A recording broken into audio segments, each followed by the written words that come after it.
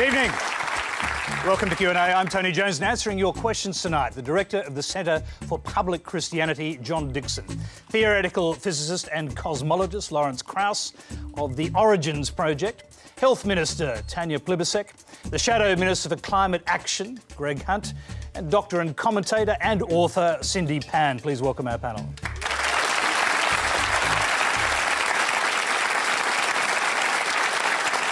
Q&A is live from 9:35 Eastern Daylight Saving Time. It is simulcast on News 24 and News Radio. Go to our website, send a question or the Twitter conversation using the hashtag on your screen. Our first question tonight comes from Jenny Stoddard.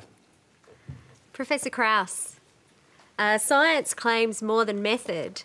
In fact, it claims to offer us a future hope. But in and of itself, science has no ethical boundaries. What are the values, if God and faith are to be excluded, that will actually measure the impact of science on human life? Well, I think it's wrong to say that science has no ethical boundaries. Science is based on telling the truth, which is a really important ethical boundary. It's one that I don't think religion shares, in fact. The point is that telling the truth and full disclosure, and also doubting yourself, being skeptical of your, because the easiest person to fool is yourself. And I think all those values are, in fact, the very values we need for a better society. All those things, if any of those things were true in my country, in Washington, it would be a better place. And so I think that science can offer a better world, and in fact, a world that's more ethical, and to the extent that you talk about morality, than you can get from books written based on Iron Age peasants who didn't even know the Earth orbited the sun. I really think that, in fact, if you look at democracies and science has not flourished in countries that don't have democracies, and democracy can't function without the very things that science is based on: an informed public, an informed legislature, basically who base public policy on empirical facts instead of ideology. And that's very important in my Lawrence, mind. so just briefly take the other side of the equation, and that is the impact that religious ethics have upon science. It has none. None whatsoever. In fact, you know, religion never enters into science. But well, for example, the Catholic Church has strong positions on reproductive technology, for example, so it does enter into the science market in that regard. Well, whenever they do, they get it wrong. Absolutely. I mean, when the Pope says that, say, condoms contribute to AIDS in Africa, that's not science, that's ideology, and it's nonsense, because, of course, we know that empirical evidence tells us that, in fact, women whose husbands have AIDS should be using condoms. It's not an ideological question, it's a scientific one, and we want to save lives. And so I think that whenever you see the church or religion trying to intrude upon science, they almost always get it wrong. Let's go to John Dixon. Should the church, the values of faith and God, as the questioner asked, should they be involved in science in any way? I agree with almost everything Lawrence just said, actually, except I would beg to differ about whether science can actually produce an ethic. I think human beings produce an ethic, and we decide whether to use science positively or negatively according to our worldview. And history is littered with examples of science being used brilliantly, ethically so, and times when it's used badly. I disagree that science has any ethical import. It's a neutral discipline, and it's a wonderful discipline. The little quips that I heard throughout about science is all about humility and so on, I love. In fact, Peter Harrison of Oxford University, who's one of the world's leading historians of science, thinks that it was a revolution in this doctrine of humility that flourished in the 14th and 15th centuries that got science going in Europe, in part. It's not a total explanation, but that as Augustine philosophy developed, which basically said human beings are flawed, so we need better techniques. We can't trust our brains, we need to observe. And this Augustinian philosophy grew out of Christianity, as you know, and so Christianity probably is in part responsible for science in the first place. I agree that it shouldn't stick its head in now and tell the scientists what to do. My view is let the scientists do the science. Well, and let religious believers do what they do. Well, I agree with you. I think historically, if you look at it, because the church was the only game in town in the 15th century, science arose out of religion, and it's great, and it served a good purpose, and now we should just put it aside. Except in China, of course, where I was going to say, except in China, of course, where science flourished without this kind of religion at all. But let's just move on quickly. I want to hear from the rest of our panellists. Got quite a lot to get through. Tanya Plibersek, your thoughts? I think that everybody should ask themselves, what is a life well lived? What do we owe to other people, not just what is owed to us? And some people are motivated to do that because they have religious beliefs and their values system says that God asks that of you. Other people ask that question of themselves not because God has asked it of them, but because they have thought themselves, how do I live my life well? What do I owe to others? And I've known some very moral atheists and I've known some pretty nasty Christians. I don't think that living a life well depends on an external system imposed upon a person, but I do think you need to question, and I do think you need to examine your own values and motivations, behaviours and beliefs often. Greg Hunt, do scientific values have a place in science at all?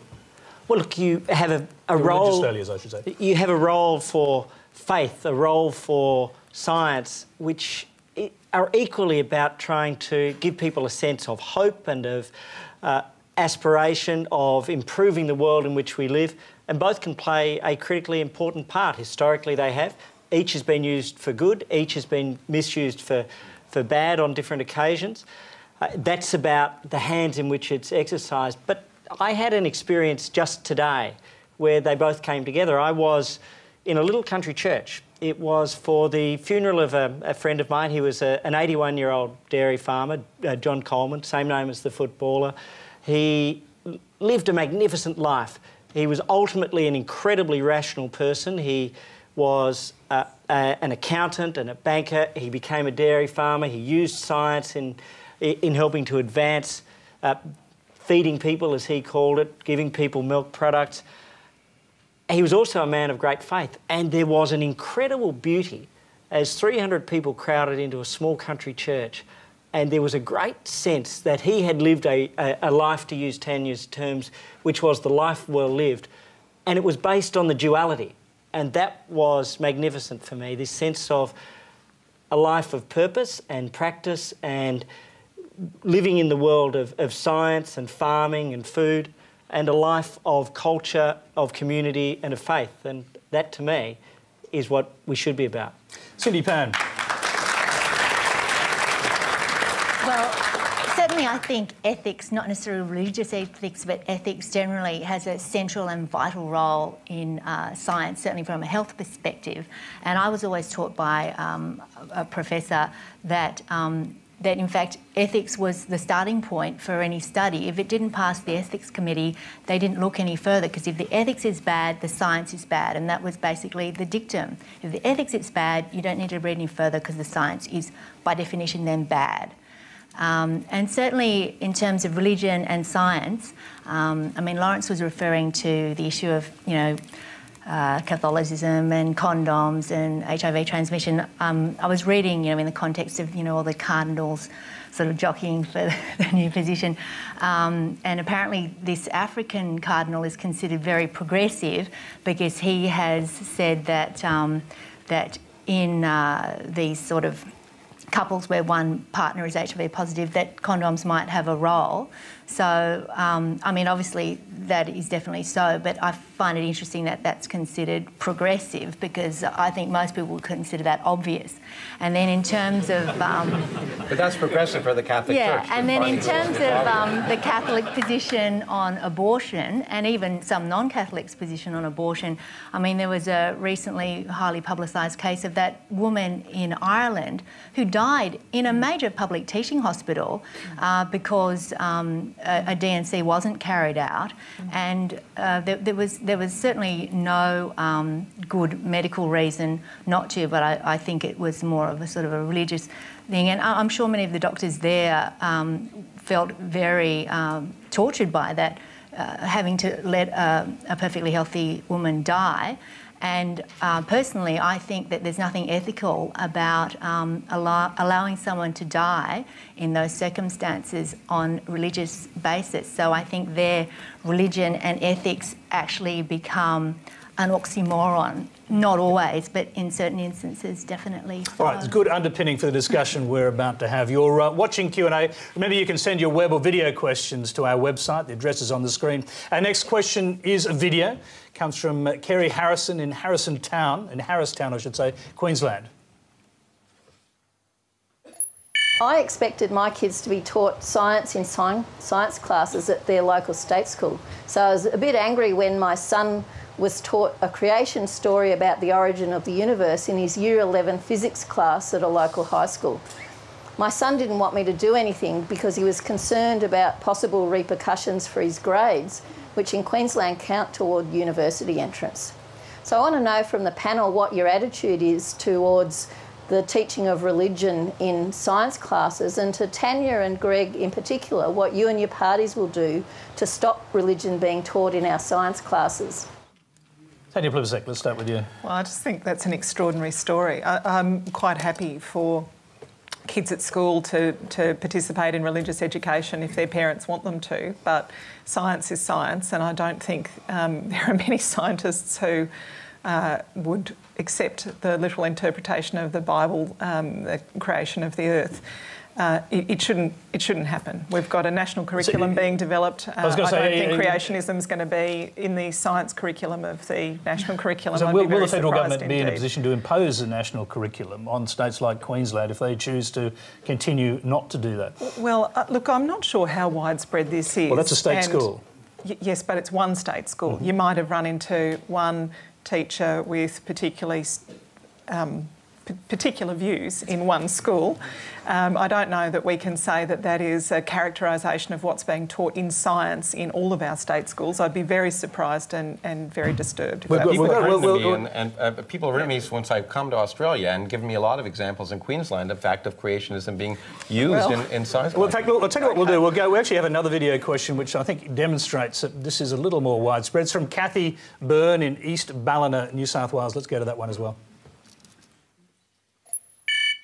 My question is for Lawrence Krauss. You may know that some evangelical religious groups have direct access to children in Australian public schools. My research has shown that some of these organisations teach that man and dinosaurs once lived together, that the earth is only 6,000 years old, and that children will burn in hell if they don't read the Bible every day. How might teaching such things to children in state education affect Australia's future? All right, Lawrence Krauss, that was directed to you, so we'll go to you first and then we'll hear from the rest of the panel. Okay, well, I've recently in the United States stated that teaching creationism is child abuse, and I think it is. Namely, if you withhold knowledge or you do anything to children that puts them at a competitive disadvantage, as adults, it's child abuse. It's mild forms of child abuse, but it's like withholding medicine, withholding knowledge that later on will cause kids to become less competitive because evolution is the basis of modern biology, and teaching things that are basically lies, even if they're well-intentioned, is child abuse. I mean, it's not that people are doing this to be evil, but they're hurting their children, especially, of course, telling kids they're going to go to hell. That's definitely child abuse. It is inappropriate, and teachers not only should not be doing this, but in fact, if they are, they should be removed, in my opinion, because the purpose of education, as I've often said, is not to validate ignorance, but to overcome it. John Dixon. Yeah. This is going to be an agree fest, I think. Great. I agree. But for one thing that I think lowers the tone. On the science, I totally agree. And you'll find that most mainstream Christians are very comfortable with science and with all of the discoveries of science, including the 13.72 billion years ago there was a bang, and evolution by natural selection. This is standard. When you go to theological college, you are taught how to read Genesis 1. And it's quite clear that Genesis 1 is written in a style that is most unlike the historical prose we know from other parts of the Bible. The style is not quite poetry, but it's more in the direction of poetry. It uses number symbolism in a way that would blow your mind. The artistry of it is clear. Now, this is not Christians in the modern world scared of evolution or the findings of science and so changing what they think of the Bible. This was the view of ancient Jews like Philo of Alexandria in the 1st century, the greatest theologian of the ancient world, St. Augustine, Origen, Clement, and so on. This was a pre-scientific analysis of the text. So I think whatever science discovers and can truly demonstrate, I sign up for. So, John, I'm going to interrupt you. What do you think is going on in these schools then? I mean, is it some radical branch of the Christian church that somehow got into these schools? What do you think is actually happening? I think it isn't happening a lot, but it's up to the officials to go and find out how much it's happening. And I got plenty of friends who are six-day creationists, and I'm going to get some love mail after this for sure. But look, I have great relationships with them. I just think they're wrong. Wrong on the science, wrong on the Bible. The only thing I want to pick up Lawrence with is to call it child abuse. To me, there are two problems with this. One, it so inflames the conversation. And I think the new atheism breeds of this kind of inflamed kind of conversation. The second thing I find very uncomfortable about it is that anyone in the audience who has actually been abused finds that a very odd use of that very loaded term. I know you don't mean it like that, but it's like someone saying, oh, that's a Holocaust. There's one Holocaust. Well, I think I realize it's loaded, but I think you have to draw attention to the fact that we shouldn't support at all lying to children and in fact presenting them with things which we know are wrong and leading them down the garden path. But look, they're going to get to university. And we all do that as parents too at some level, but then the purpose of, if you're a parent, is to try and get kids to think for themselves, to question, and to say you shouldn't believe science because, and I think it's fear. The reason this is happening is that there are a lot of people who think that science will remove their faith, and therefore it's better that their kids not know how the universe really works for fear that they might stop believing in God. But that's the same thing that drives the Taliban. Okay. And they don't want what kids you to should be doing, Lawrence, what you should be doing, here's a little tactic. Yeah. Hand them over to us. People like the Centre for Public Christianity, where I work, who are trying to educate not only the general public, but also the Christian public on biblical scholarship and scientific scholarship. To call it child abuse, I just think is all wrong. When you say hand them over to us, do you mean the people who are teaching these things should actually be handed over to you for re-education? Yeah, is that what you say? Yeah. We have this little prison out the back. No, look. Okay, hang on. I just mean, we could be the friend. We could be the friend to the new atheism and have the effect you want. I think all you're doing is firming up the opposition. Okay, I'm just going to hear from the rest of the panellists. And Greg Hunt. The original question was addressed to both you and to Tanya Plibersek, and the question was, what will you do to stop religion being taught in science classes? Well, the first thing is a very simple principle. Science for the science classes, religion for the religious instruction classes, and the battle between the two for the history classes, the Renaissance, the Reformation, because that is part of our great history and they do come together there. So the simple answer is the national curriculum will keep science for the science class. Of that I have absolutely no doubt. By the way, climate change for science classes? Of course. Yeah, OK, fine. Cindy Pan. That was a sort of a passingly cheap shot, Tony. It was just a brief question. Over you, Cindy. A brief answer. Cindy Pan. What I was thinking when the two of you were talking, I was thinking about, what children are being taught, and maybe if a child happens to, 1 year in their schooling, be taught by a teacher who believes in creationist theory, fortunately, I think there are a multiplicity of truths that will be presented to children, and one of the most important thing that children and adults have to learn is that they will be presented with a multiplicity of truths, and sometimes they have to eventually use their own judgment to discern what is true and what is false. For example, there are many people who believe that the Tooth Fairy and Santa Claus are real. Some people think they're not real, and some people are not sure. We're all taught at a certain point that they're real, but at a certain age, we all come to understand that maybe they're not. And there's a period where, they'll be saying, oh, so-and-so at school says they're not real, but I'm not sure. And I must say I've been through this with my kids. And I said, basically, I drew the corollary with Jesus and God. And I said, well, with God, there are people who believe he's real. There are people who believe he's not real, and there are people that are not sure. And I said, with Santa Claus, I'm not sure. What about you? And my son said, well, I think Santa's real, but I think God is not.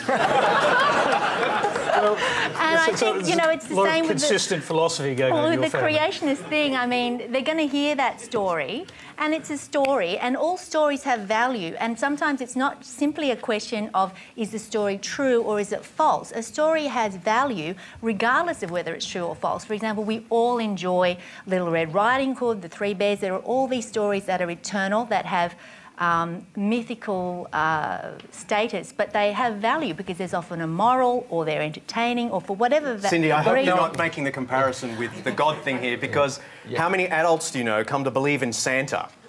Right?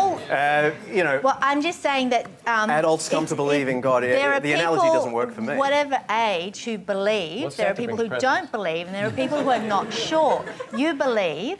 You don't believe, and I'm sure there are many people who are not sure. But this isn't a question about God. This is a question, when you say all stories have value, that's fine, but the story that the Earth is 6,000 years old doesn't have any value because it's wrong. It's a good, so I'm going to interrupt you both because we actually have not all teachers Cindy, tell the truth I'm going to interrupt you because have the same, there is a questioner here actually, I think does believe in creationism, and it's Tim Hubble. Dr. or Professor Krauss, it seems to me that everything science examines shows us more beauty and complexity to the universe we live in. When you think about it philosophically, this amazing complexity points towards an intelligent first cause. Well, that's how it works with humans, Only intelligent minds can create complex things. Isn't it bad parenting to force your children to learn that people evolved from the ancestors of monkeys without letting them have the opportunity to think about it logically and come to their own conclusion? Well, look, I don't think you should force kids to do anything, but what you should try and do is explain to them how the world works and give them evidence, and in fact ask them to try and understand the world through evidence, okay? Now the point is, the evidence tells us, it's not a matter of opinion, the evidence tells us that evolution happened. Okay? And in fact, it's the basis of modern biology. It's the basis of modern drug development. And and I agree with you that science tells us, just makes the world fascinating and far more interesting than myth. And in fact, I get upset when people say that science isn't spiritual. I get spiritual wonder looking at every Hubble Space Telescope picture. And science, in fact, is better kind of spirituality because it's real. And I think that's the important thing. So you're absolutely right. I don't think parents should force kids to do anything. But what they should try and do is encourage kids to learn and provide them the best available knowledge base. And it is unfortunate that some people, for some reason, as you seem to do, fear the notion of the fact of the reality that humans that all species descended from a common ancestor. It's just unequivocal. It's the best tested theory in science. And it's not, we don't hold to it because we have some secret handshake. If it were wrong, it'd be great because the way to become famous in science is to prove your colleagues wrong. And so I'm going to go back. Anyway. You mentioned the Hubble telescope. Our questioner is Tim Hubble. No relation, I suspect. But in any event, listening to what you're saying, do you believe that evolution and religious theories about the origins of human beings should be taught alongside each other in science? I think, yeah, they can be taught alongside each other, I guess. The question is really the first cause. And that's a philosophical question. Science can't explain the first cause. That's got nothing to do with biology. First cause is a complex philosophical question, and I deal with it in some sense as a scientist, as a cosmologist who worries about how the universe began. But that's very different than the facts of biology. And so the question that's of concern to you is very different than teaching kids how biology works. And it's a disservice to them not to teach them how. Okay, Tony, yep. There's just one of the things, I guess, that has concerned me in the last few years. There's been a real debate about that essentially discredits science by saying that scientists are self-interested. The reason that people are researching climate change is that there's something in it for them. And the practical impact of that really worries me, because it allows people to ignore the vast body of scientific evidence in an area like climate change and cling to, well, you know, I don't feel hotter today than I did yesterday, so it's obviously made up. And the example in Queensland that really worried me recently was the Queensland government giving permission to local councils to stop putting fluoride in water. Now, the biggest health intervention in dental care in Australia for decades is putting fluoride in water. Any dentist you talk to will tell you they can tell who grew up in Queensland, where they've had less fluoride in the water. They've got a mouthful of fillings compared with people who've grown up with fluoride. And it drives me nuts that we've got people in the Queensland Parliament saying, one guy who's a bodybuilder in the Queensland Parliament said he would rather take banned substances for a year than drink a glass of water with fluoride in it. It's nuts. Is he especially well-muscled? He is actually rather well-muscled. His teeth, however. He's also... He's well-muscled in his head, I think. CD Pan. Just say, with your comment, the irony is that people who spend all this money buying bottled water because they're scared of tap water, they're the ones who've got their dental problems because that doesn't have the fluoride. Yep. You know, this idea that tap water has problems, it's actually the best. It's the best thing to drink. Best drink to give your kids. Yeah. And it's pretty much free. The next question comes from Aaron Kingsley. My question is to Professor Krauss. Wow. The last time that your good friend Richard Dawkins was on Q&A, he was asked rather mockingly how we can possibly get something from nothing. Being a biologist and not a physicist, Richard respectfully declined to give a comprehensive answer. He mentioned that people often found it hard to deal with the fact that there was nothing before the Big Bang. Yet when you ask the same people what came before God, they often say nothing, or that he had always existed. Now that we have you here, could you please give us a more detailed explanation as to how the universe can in fact arise from nothing? Okay, in a minute. What is amazing, it is an amazing fact, and I watched Richard when he was here, actually trying to explain evolution to Cardinal Pell, who couldn't understand it. But the amazing thing is that one of the things we've learned from science is that our common sense does not necessarily apply to the universe. We evolved to avoid tigers on the plains of Africa, but not to understand quantum mechanics. And so the way the universe really works is very often, as I say, defines common sense. And what is truly remarkable, and the reason I've been talking about it and writing about it lately, is that we understand that, in fact, empty space, which for many people is a good first example of nothing, is actually unstable. Quantum mechanics will allow particles to suddenly pop out of nothing, and it doesn't violate any laws of physics. Just the known laws of quantum mechanics and relativity can produce 400 billion galaxies, each containing 100 billion stars. And then beyond that, it turns out when you apply quantum mechanics to gravity, space itself can arise from nothing, as can time.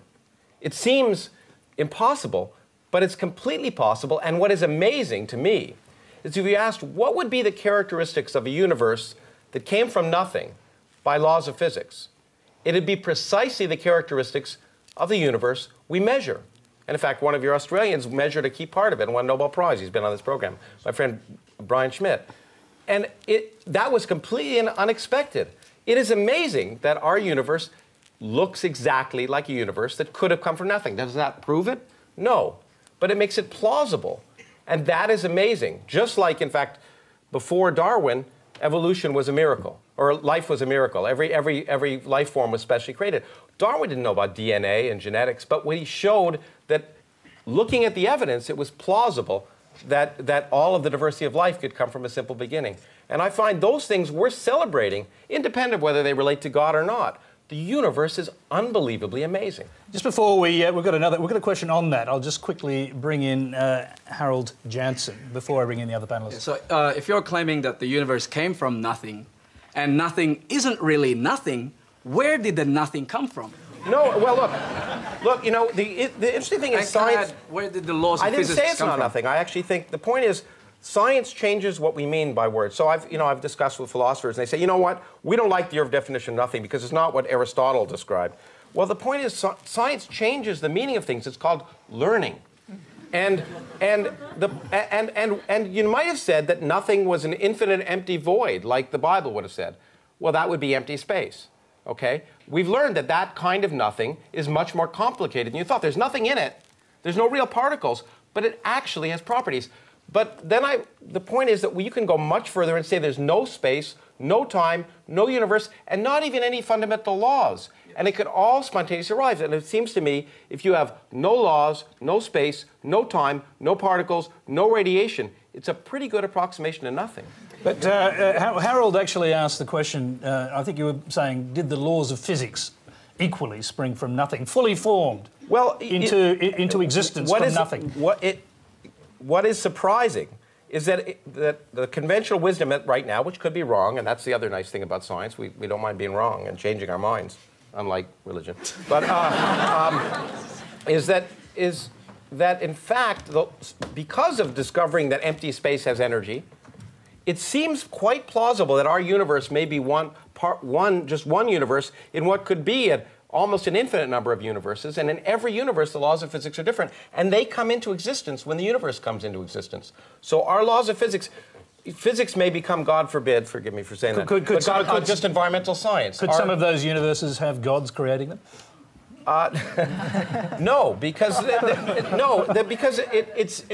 point is that, you know, when people say that you need a God to create a universe, you need intelligence to create a universe, then the key question, of course, is, well, if God is more complex than the universe, then how could God come into existence? And okay, so I'm going to let you do that. I threw that but to you. First of all, Harold is he's brave enough to re-enter this debate. Yeah, I mean, forget the whole thing about God. What I'm hearing from you is that, hey, these people like Aristotle are addressing nothing, and it's no properties, an empty set. But now, in order for us to answer it, let's change the meaning of the term. So in order to get an answer, let's just change the question altogether. No. Well, it's true that in science we try and answer questions that are answerable, which is really an important thing, I think. But I would argue that nothing is a physical quantity. It's the absence of something. Okay? So to understand what nothing is, you have to think carefully about what something is. And that's what science tells us. So we're trying to take an empirical approach to try and understand what the absence of something is. And I think there are deep philosophical issues that we're not going to resolve in this program, but I do think... But they are the problem with what you're saying. Okay, this is where I want to... No, I think we better let John jump in here, or he'll explode. The Big Bang. There'll be a Big Bang, that's right. That's all. Physicists have every right to go and discover things and to propose theories. And Lawrence has a theory that's been out a while that... correct me if I'm wrong, and I'm sure you will, that basically there's a vacuum, you've got virtual and antiparticles that pop in and out of existence. They have energy values, but the average energy is zero. They're operating according to the quantum laws. That's nothing. And I just want to say, this is part of the problem with new atheism. It's science, not atheism. It's the overreach. Here is a physicist telling us about something that all of us think sounds like something, and saying by some magical change of the English language, no, it's nothing. And if you disagree with me, then you don't understand science. But there are scientists, leading scientists, who agree this ain't nothing. It's a very complex and beautiful something. And I think Tim's point earlier is the key point. We live in a universe that operates according to these elegant, beautiful laws. And when I read your book this week, I was more convinced that that's the case. And this universe operating according to these elegant laws has produced minds that now understand the laws, especially this mind next to us. And so this, to me, all looks, and this is not a proof for God, but I'm just saying why a lot of people think the God thing's got a lot going for it. The whole thing looks rational. The whole thing looks set up to be known. Now, only known in a rational, like the God of Einstein. So then you've got to ask yourself the question, is there any evidence on the world stage that this God we think is maybe just a mind has touched the earth in a tangible way? And for me, if you're asking me why do I think there's a God, it's this philosophy of science plus the life of Jesus. Well, yeah, but hold on. There was a bait and switch there that I object to, and that was that... Can I get to the end of the bait? Well, you said Jesus, and then you started going off. So you're no longer... Okay. So what I'm saying is, you ask yourself the question, is there any tangible thing in the history of the world that looks like contact from the God we suspect might be there? The overwhelming, I think, overwhelming evidence points in the direction of Jesus, his life, his teaching, and his healings, his death and resurrection. And when I come to believe that, this opens up the world to me. It's like C.S. Lewis saying, I believe in Christianity for the same reason I believe in the sun, not because I can look at it, but because by it I see everything. And for me, Christianity explains the world I live in such a spooky and deep way that I find I feel I have met the God I had a hunch was there based only on the beautiful, elegant... Okay, all right, so now we've moved into the...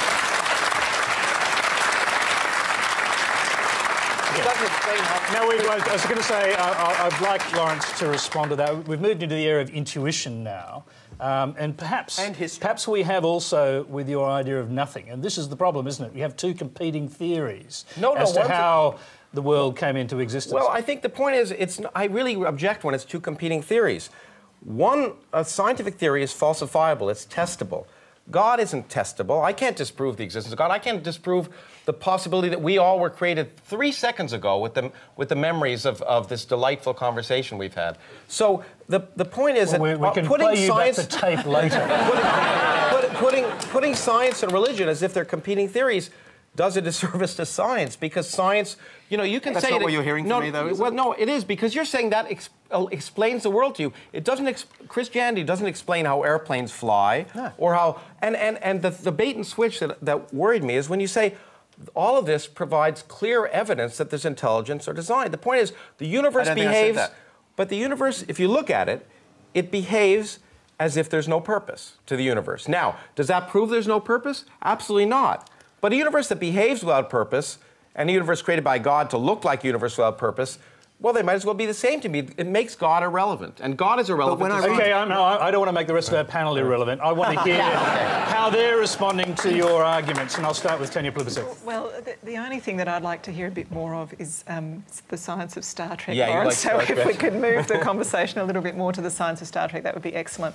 I'm happy about that. No, I'm really enjoying the discussion, Tony. I think the opposition of atheism and science on one side and religion on the other side, I don't think is a fair opposition, though. And I think when you keep talking to Lawrence about the new atheism, that's not the point he's making at all. He's not trying to disprove the existence of God. He's just saying that there's a whole lot of science that explains a lot to us, and that we're learning more about it all the time. And there's a whole lot of things that we can't explain with science yet, but we may well one day. And there's a great example of that at the moment. In the last few years, there's a whole lot of genetic material, junk DNA, that people thought was irrelevant to the way that the human body worked. And all of the time, we're now finding in that junk DNA, the little bits in between, the bits that doctors and scientists have always been interested in,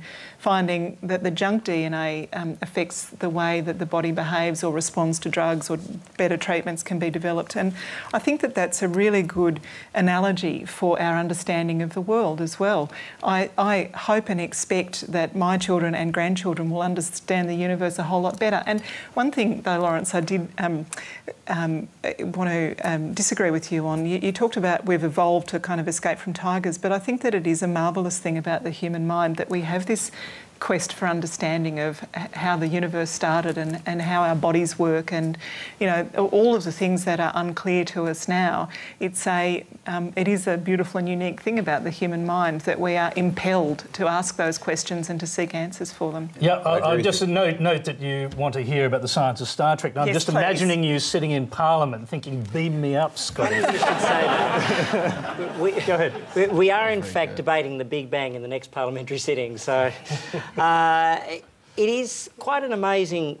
You serious about that? Of course, as you just watch. It's quite an amazing thing to be in a place where the decisions are made and you look at all of the different elements of our society. That's one of the things in our profession, that we get to sort of live not just in one sliver but right across the whole society, whether you're a local member or whether you're looking at national decisions. Did we just go from the origins of the universe to... That was pretty good. And the point about this is, for years I have sensed it's a real privilege to be where we are. Tonight I asked Lawrence, before we came on air, so what came before the Big Bang? And he looked at me and said, "I don't think that's a very good question." I'm sure he's treated you in a much more respectful way, but we don't know the answers. We're not going to try to pretend. Lawrence is an extraordinary intellect, but I've asked Brian Schmidt the same question, and he said, look, you could ask the Cardinal or you could ask the physicist or others that same question about what came before the Big Bang. And what it says to me is that we all have to find our own way as to how we best live in this world. The science from the Big Bang to now, I have zero question about that. That to me was settled years ago when I was 11 or 12 or 13.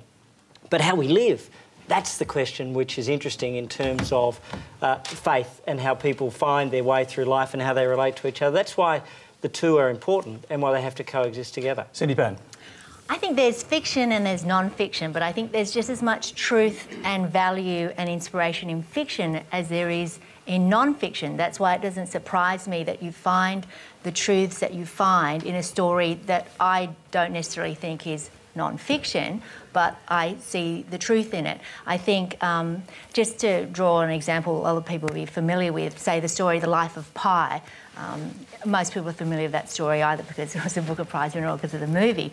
I mean, when you read it, you go through it thinking, sort of suspending belief of, did this really happen? Then, of course, without wanting to spoil it, I mean, at the end, you realise the story had a kind of truth, but it was a completely different truth.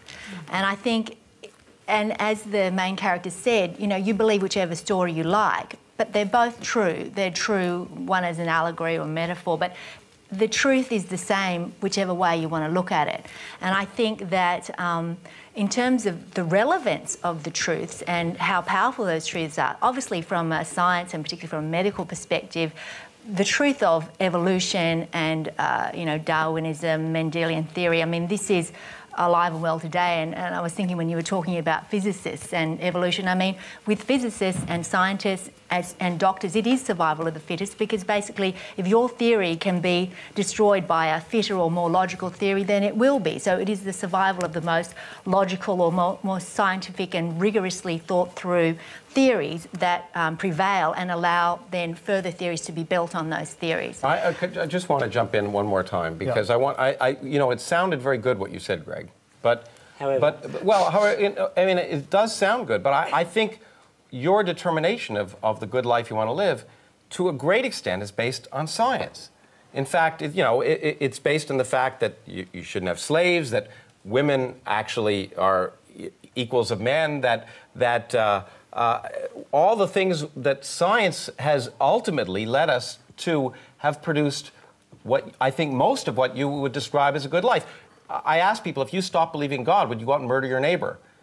I've actually had some people say yes, but I think it's not God. It's not that faith. It's rationality, and science has brought a rational view that has led to much of what I think you would describe as the good life that you promote. Presumably. Okay, I'm going to move along because we've got a couple of issues. I think they relate a little bit to what Cindy was talking about to move on to.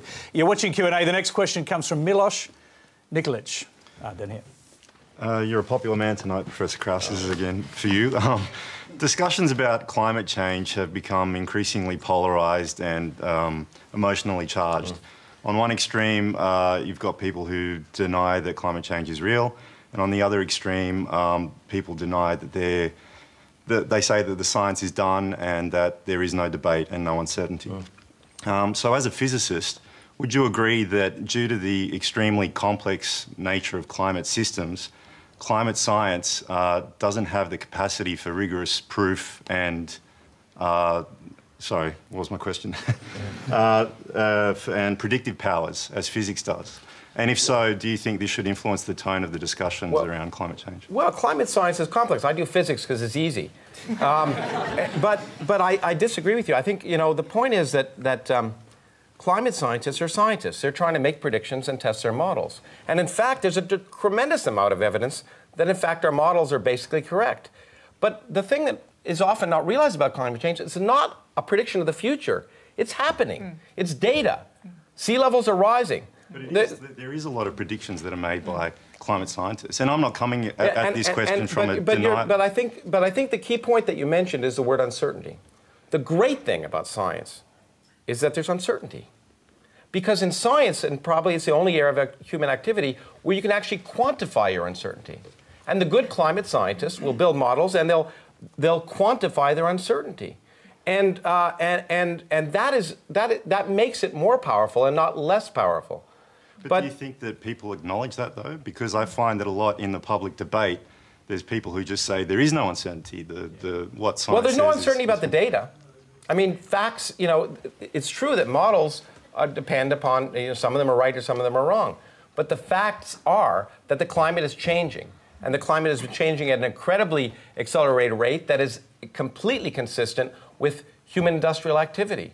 And it's terrifying. I just ran a climate change meeting at my institute. It is terrifying how the real facts of climate change, especially in my country, are not discussed at all. I'm very proud of Australia because of its carbon tax, to tell you the truth. Although I'm not so proud of the fact that you don't tax the carbon that you sell to China so they can burn. Okay, all right. You know, this is a good time to bring Greg Hunter.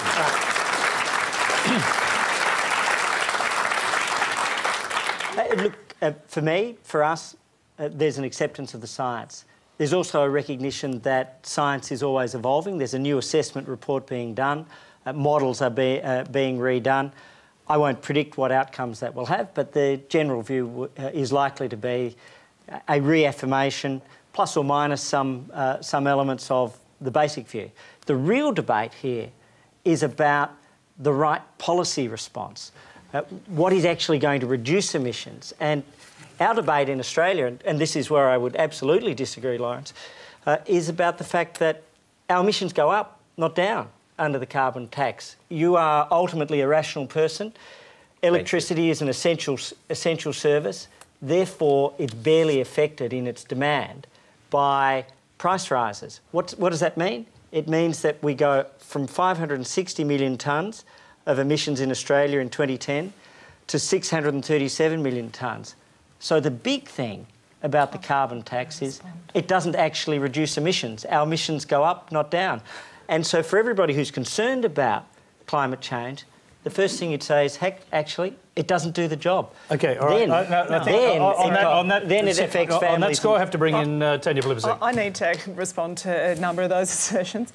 Actually, we've seen already emissions coming down from electricity, 8.6% since carbon pricing was introduced. That's a very important success. You've also got Greg's saying, oh, there's not really much debate in Australia about the science. His leader described himself first as a weather vane on climate change, and then he said it was bullshit. And this is the man who wants to be Prime Minister. That is... So you take that with a grain of caution. And then Greg says, well, the real debate is how we deal with it. Yeah, we are dealing with it by putting a price on carbon pollution, because mostly people respond when you make something more expensive, they use less of it, and we want the big polluters to pollute less, to innovate.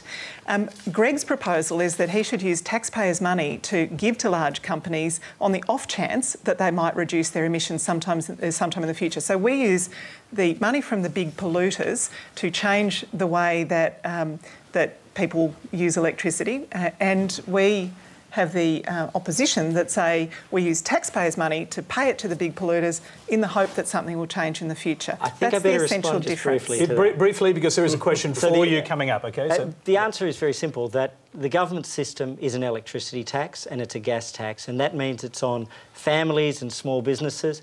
For the most part, the big companies, for the most part, families have received the big companies don't actually pay it. They pass the cost through.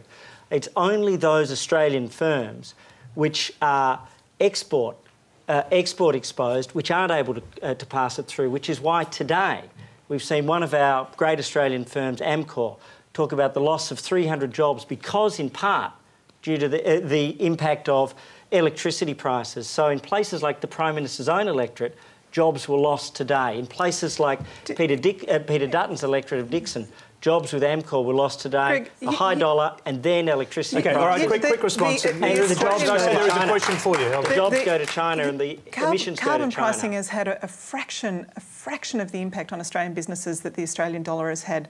And it is so tough for Australian businesses with the strong Australian dollar. The bad news is that is a vote of confidence from the rest of the world in our economy, that strong Australian dollar. Wouldn't that make it the worst possible time? Okay, so I'm going to interrupt you. I'm going to interrupt this byplay because I've got another question. It's from William Fiedler, and it's actually for you, Greg Hunt. If successful in the next election, the coalition has a stated commitment to a 3-year direct action plan to reduce carbon emissions. Will the coalition rule out ever moving to some form of emission trading scheme? Yes, I don't see it's ever likely to happen. I don't see that this is what's happening broadly. I think that when you look around the world, there are radically different approaches. And when you look at the United States, I know that the President just gave a State of the Union address. The real focus of that was the alternative systems that the United States would put in place. Canada's just had an election where they rejected a carbon tax. China's not going anywhere near this. India's not actually, going I'm sorry, I'm going to have to interrupt you there because right. China is actually piloting emissions trading schemes. And I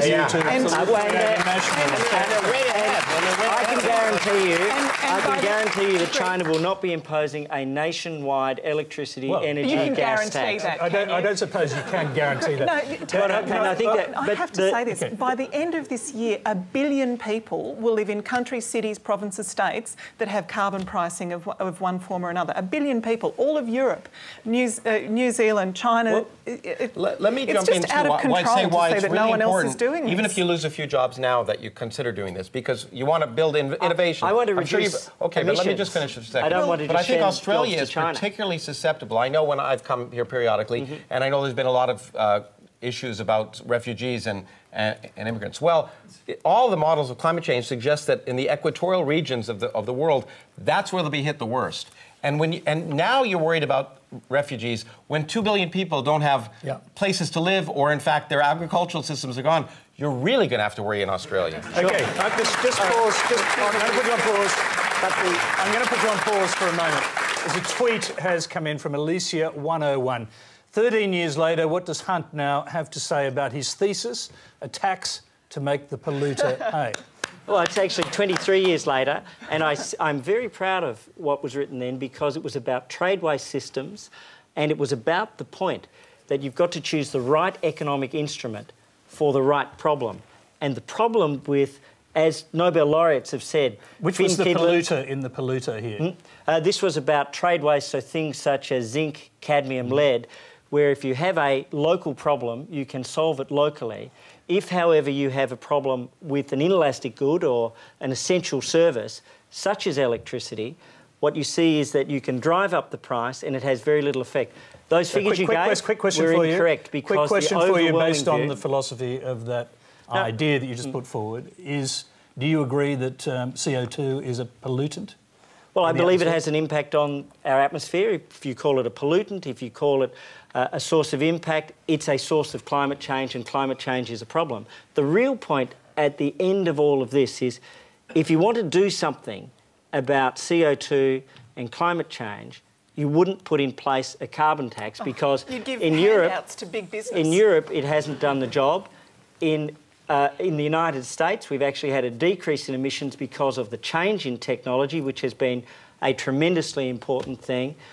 And in Australia, our emissions go up, not down. Companies don't change their technology unless you put an incentive in place for them to do it by pricing pollution.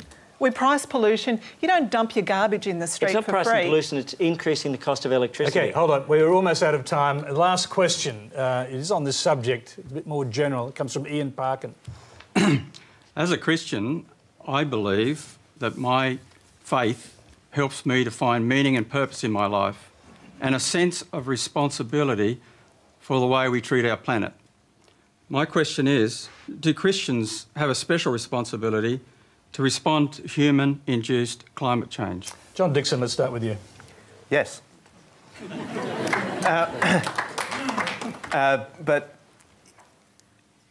most Christians accept the science. This is, I hope, one of the themes of tonight's Q&A. It's Christians get all the science Lawrence is talking about, plus all the other wonderful stuff. So it's not just that wonderful stuff or... Some of them. So, yes, we have a deep responsibility. I mean, there are some very deep ideas driving a Christian response to climate change. It's the science, we're schooled by the scientists, and then the Christian sits there thinking, this creation is actually a creation, an intended, beautiful work of art, and humanity is here to care for it. And more than that, that we're here to care for our neighbours, especially the neighbours that are going to feel the effects of climate change more than most, poorer communities. So there is, I would just say, a deeper or added dimension to the Christian care of the earth. Whether that's showing itself in church action is another question, but theoretically, Christianity should drive a very deep commitment. But not a special one. I really object to this notion that somehow... Look, I applaud that you get faith and meaning in your life from your faith. That's fine. I get faith, I get meaning in my life from my lack of faith, OK? I mean, the fact that I see the meaning in my life is the meaning I make. And the meaning for all of us, we're so lucky to be here on this planet at this, and have brains and being able to understand the universe back to the earliest moments of the Big Bang and be able to impact on our future. And we should use those brains, and whether or not, and we shouldn't rely on someone else guiding us. What I'm saying is, I get all of that. I get all of that. But hold Plus on, Jesus. But the point is, that's fine. But the point is, that doesn't give you any special. We are all humans. So you may get your meaning from your life from Christianity, but to argue that you science. have, but to argue that you have somehow an addition that gives you more meaning in your life and more reason to take care of the earth is crazy. We all have the responsibility to take care of the earth, whether we're Christians or not. I wanted to hear from all the panel, but I'm being told we've actually gone well over time, so we'll have to leave it there. That's all we have time for tonight. Please thank our panel: John Dixon, Lawrence Krauss, Tanya Plibersek, Greg Hunt and Cindy Pan.